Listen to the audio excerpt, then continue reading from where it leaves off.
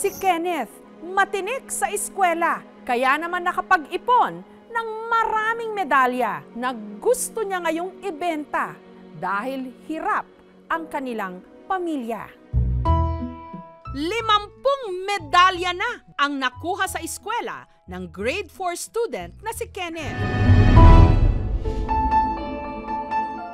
Pero kahit nakamit na niyang pinakamatataas na karangalan ngayong pandemya, hindi raw nito kayang matugunan ang kumakalam nilang tiyan. Nalubog na rin sila sa utang, kaya para may makain ang kanyang pamilya, ang pinaghirapan ni Kenneth na 50 mga medalya, ipinagbebenta niya. Mga medals po, binibenta ko po to. Baka po may gusto, 20-20 lang po. Salamat po.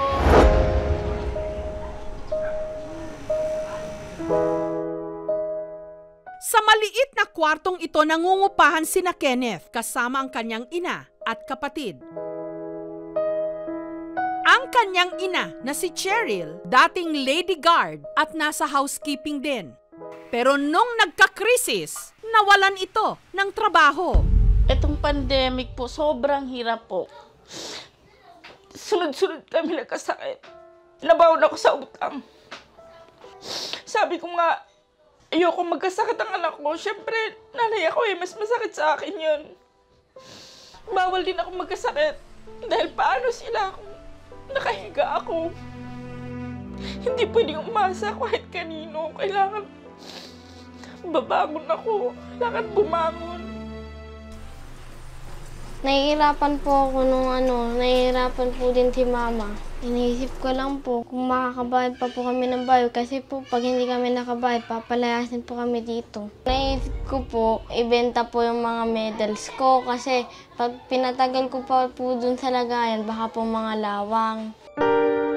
Pinaghirapan ko po yun. Gusto ko po ibenta kasi po nahihirapan na si Mama ng sobra. Kahit marami na po kaming pinagdaanan na pagsubok, hindi niya po kami iniwan. Kasi po ayaw ko po nahihirapan si Mama.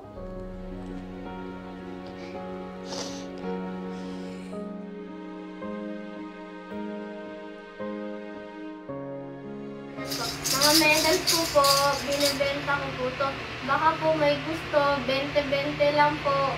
Hindi ko expect na gagawin niya yun. Para sa akin, ayoko. Unang-una, hindi naman dapat eh. Pangalawa, yung hiya. Pero masakit kasi marami nagsasabi, nanglilimos.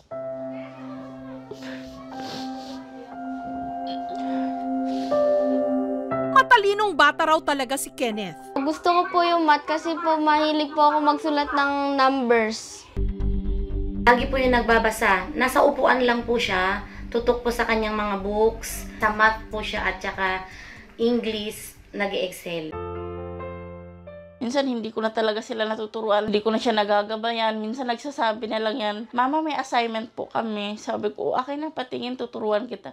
Wag na po, okay na po, inansiran ko na po sa school. Sobrang hirap po kasi syempre maliliit pa sila. Alagain pa nung time na yun. Hindi ko alam kung paano ako magtatrabaho na hindi sila iwan. Nung huli napilitan po talaga ako kasi no choice na po talaga. Para pong nabibiyak yung puso ko. Wala na po kaming tatay. Ayoko na po na magulong buhay. Hindi na po ako naghabol dahil mas gusto ko pang manahimik. Bye-bye! Kaya mag-isa niyang itinaguyod ang kanyang 2 anak. Yun nga lang, dahil kailangan niyang magtrabaho, nahati ang kanyang oras. Okay lang po naman kasi iniiwanan po kami ng pagkain po araw-araw. Nalulungkot po kasi ako kasi wala po si Mama. Gusto ko po, nasa tabi ko lang po siya. Bilang pambawi sa kanila, yung sweldo po kung anong gusto nila, kung kaya kong ibigay, binibigay ko po. Minsan nagsasabi na, dinadaan mo naman kami sa labas dinadaan mo kami sa kain sa labas, pasyal sa labas. Pero ang gusto namin dito ka.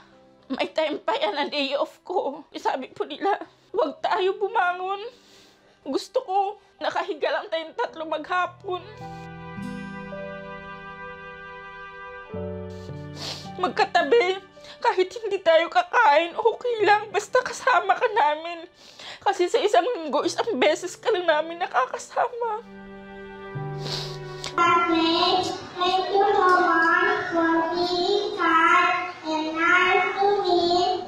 Ultimo Demo Recognition Day nga raw ni na Kenneth, hindi niya napuntahan. Mas masaya po kung nandun po sana si mama. Minsan po nandun, minsan po wala, nasa work. Iba pong nanay yung maakyat. Hindi ko po kasama si mama pag-akyat ko po ng stage. Isang araw po na ano na lang po siya na, Mama, hindi na ako mag-aaral. Ako lang walang nanay doon. Sabi niya ganon. Lahat sila sinusundo. Sabi ko, hinahatid ko naman kayo. Iba naman po ang hatid, iba naman po ang sundo. Nung grade 2 po, first quarter medyo okay pa siya. Pero nung mga second quarter hanggang dulo na, medyo napabayaan kasi hindi na natutukan ng kanyang mama at kung hindi magtrabaho yung mama niya, wala silang pangkain. Nabubuli din daw si Kenneth at ang kanyang kapatid. Sabi po, wala na nga kayong tatay, wala din po kayong nanay. Nalulungkot po, naiiyak, nasasaktan po. Nakikipag-away pa po si kuya dahil sa akin, pinagtatanggol niya lang po yung sarili niya, pati ako. Minsan, ako po yung inuuna ng sinusuntok, tapos bigla pong sinuntok ni kuya, pinagtatanggol niya po ako. Pagdating ko, sabi niya, kuya, ba't kami mga pasa-pasa? Natalo ka ba? Nanalo ka ba? So, hindi ko nga kinaya, pero ikaw hindi ka nasaktan. Kasi po sinasaktan din nila po yung ako. Tapos yung kapatid ko po, yung buso ko kapatid, close ko po. Hindi po pwede, wala akong kapatid. Kasi pag wala akong kapatid, wala na rin po kalaro dito sa bahay. Sa kabila nito, tinutukan ni Kenneth ang kanyang pag-aaral. Hanggang nagkamit nga siya ng mga medalya. Pero ang matalinong estudyante, nanganganib na hindi na makapasok ngayong school year. Dahil online na ang classes na ipatutupad ng kanilang eskwelahan, saan daw kaya sila kukuha ng pambili ng computer? Kung magkaroon man, tsambahan naman kung makakonect sila sa internet. Kaya kung online po talaga, baka po hindi sila makapag-aral itong year na to. Una po, cellphone namin, mahinang klase lang po. Tapos, wala naman po kaming wifi, hindi naman po araw-araw may load kami. Siyempre, magkain pa rin priority kaysa load internet. Sa dami ng kanilang problema sa pera, ibinibenta na nga ni Kenneth ang kanyang 50 mga medalya. Mga medals po, binibenta ko po to. Baka po may gusto, 20-20 lang po. Matapos maipost ang kanyang video, may ilang tumulong. Pinanood ko na yung video pala ni Kenneth pala. No? Grabe, umiiyak po ako noon. Ramdam ko po yung awa sa bata kasi nakita ko po, ramdaman ko po bilang isang ina, may mga anak po ako na, ayan, marami po silang medal. Napakahalaga po sa kanila yung medal. Sabi nga po ng mga anak ko, kayamanan namin ito na hindi mawawala. Ate, ito po yung pagkain, yung bigas. Saka po may dala kaming electric fan, ate. Tapos nung binigay na namin yung dala na, napakasaya niya. Siguro sabi niya sa sarili niya, sa wakas may pagkain na kami. Sa wakas hindi ko na mabibenta yung medal ko. Salamat po. Ang frontliner na doktor na si Dr. Christian Santos, dahil meron siyang online shop ng mga laptop, binigyan ng laptop ang magkapatid. Thank you po. Coming from dun sa family na masa, nire-represent niya yung maraming Pinoy na ang magulang, single mother, single parent, isang kahig, isang tuka. Tapos nung nalaman ko nga na medals pala niya yung ibebenta niya dapat, sabi ko may potential yung bata despite dun sa status niya sa buhay. So tingin ko mas makakatulong ng malaki na ma-enhance pa niya yung knowledge niya dun sa laptop. Samantala, bukod sa tulong pinansyal, nag-abot din po ang aming programa ng internet broadband sa magkapatid na makatutulong sa kanilang online classes. Sagot na rin namin ang load para rito. Sa lahat po na nagbigay, salamat po. Kung si Kenneth daw ang tatanungin kung meron mang dapat parangalan sa kanilang pamilya, ito'y walang iba kundi ang kanilang ina.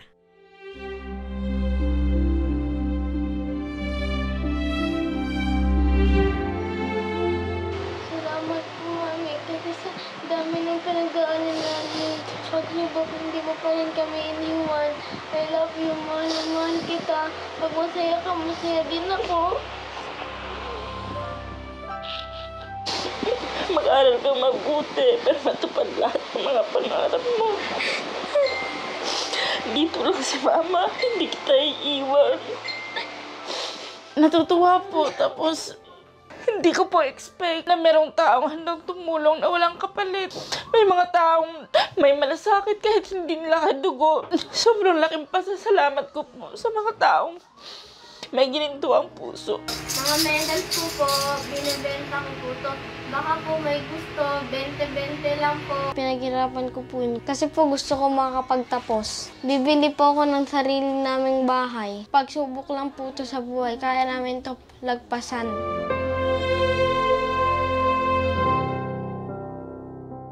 Hindi lang medalya ang ginto, pati na rin ang mga tumulong kina Kenneth na ginintuan ang mga puso.